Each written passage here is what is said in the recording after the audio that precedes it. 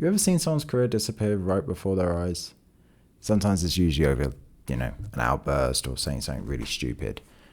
But in today's video, I'm going to talk about someone's career disappearing before their eyes over a 5-minute period. I was first introduced to this video by my best friend. We were at uni together about 10 years ago, and he showed me it, and it's never really left me. I will preface this by explaining who Corey Feldman is. Corey Feldman was a child actor, maybe akin to the fame of someone who was in Stranger Things. The kids in that would be probably a similar fame now as what Corey Feldman was. And sadly, like with a lot of child actors, the roles start to dry up. People perceive them differently because they're no longer a child, they're an adult, but they're still sort of associated with that childhood element. And the next thing they know, they're on a show with Howard Stern, desperately trying to hold on to their career, whilst Howard Stern is clearly off his face on Quaaludes. So let's begin. It begins with what appears to be Howard Stern in cosplay as Richard O'Brien from the Rocky Horror Show or the Crystal Maze, and Corey explaining his message. What up with youth? And it's about what's up with the youth in America today, gang violence, drugs, and that kind of thing, trying to make the world a better place. Okay, decent message, but I am wondering if there's a moment where Corey's looking at realizing what the words that are coming out of his mouth and the person he's talking to, they're not even coming close to meeting. They're shooting past each other and going on to the other sides of the universe. I appreciate it, Corey.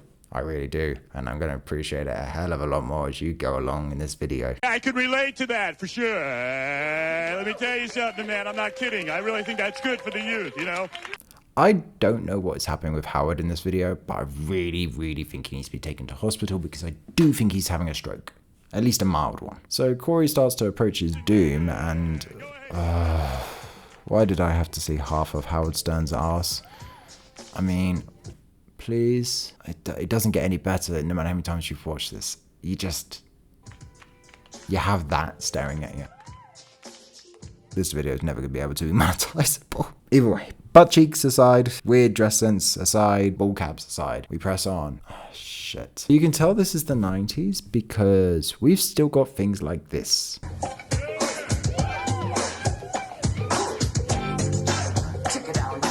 Kids, I'm going to explain something. The 50s and 70s happened, and whilst they weren't the best of times, they were very much more sort of formal shows. Dick Cavett, I Love Lucy. There was a bit of risqueness to him as they went along, but kind of normalized. You've seen it with WandaVision. Then the 80s happened, and the manifestation of the 80s has kind of come full circle into this. And I'm going to be honest, a lot of the decision making at the time is not good. It's bad, and this is one of them. Yeah. Typical also of the 90s is scantily clad women, and you can see them moving along. However, their faces are really not into it. And I don't think this is because of anything like to do with what the show is they're on, but I think they probably moved out to LA. They're clearly looking at this and going, I really should listen to my mum and dad when I told them about my dream of moving to LA, because now look at me. I'm dancing on this show. It's really bad. While Howard is dancing in the corner in his own world, clearly reenacting Fred Astaire and Ginger Rogers, I have the question of this coke-fueled nightmare. Who put it together as a production? Because this cast is so random. I mean, there's a man dressed as a baby, and why is there someone dressed as someone's dad? I feel bad up until this point because we've been ignoring Corey, but there is a reason to that. Doesn't look like it's very much better for him. He seems to be sort of been possessed. It feels like he's actually being forced to dance against his will. But it's okay. This show can't go more than 10 seconds without giving us another moment or something interesting at least to focus on. And that 10 seconds got filled up with a blow-up sex doll coming onto stage. Howard looks a little bit confused by it, but then I think he has a moment of clarity and decides, I'm not going to have that on my stage. Thank God. But then he starts to bend, and like the production team went money shot and starts focusing on Howard's ass.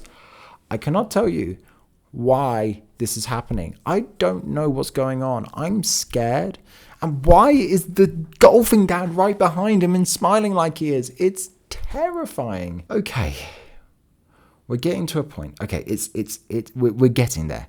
And this is the other thing you have to know. I did a little bit of research into this, and I found out that Howard Stern at this time was doing a thing called bongoing.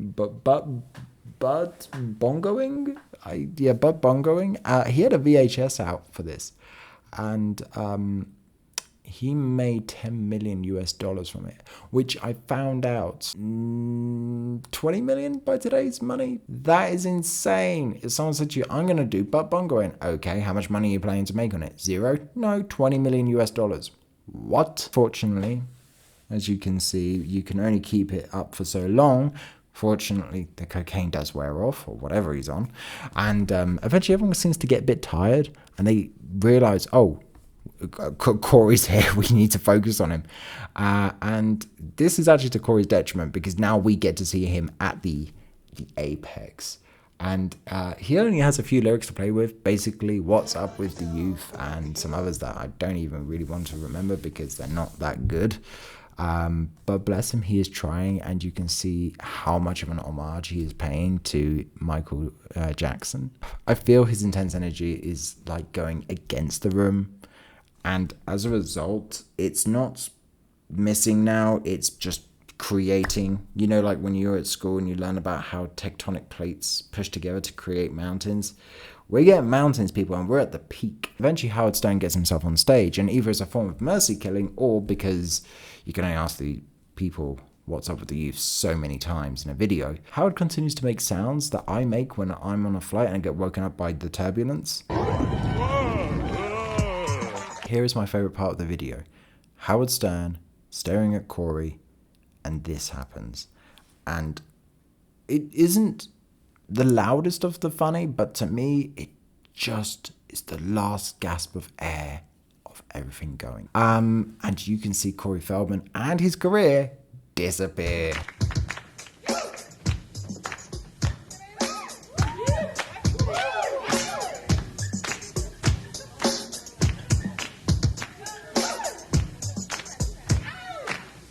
The hope in his eyes, the desire of a small bit of recognition, all of it comes crashing down when he hears the immortal words from Howard Stern.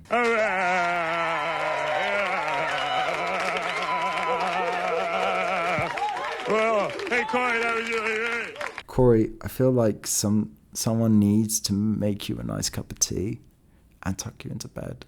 I really do. I feel sorry for a bit for Corey here, because knowing what the problems he's gone through before and since, and the interviews he's given, which are worth a listen to if you're not familiar with them, you do feel for him in a lot of ways. Anyway, I am glad that is over. I'm too sexy for my butt cheeks, too sexy for my butt. Okay. That's enough. If anything can be learned from this, if your career is on a downward trajectory, don't appear with Howard Stern in a ball cap talking about his butt for 90% of the video. Simple as that. Or at least don't take it so seriously. Anyway, that is it for today's video. I don't have a sponsor. I don't have a Patreon, so I can only leave you with something. The 90s, you had to be there. Bye.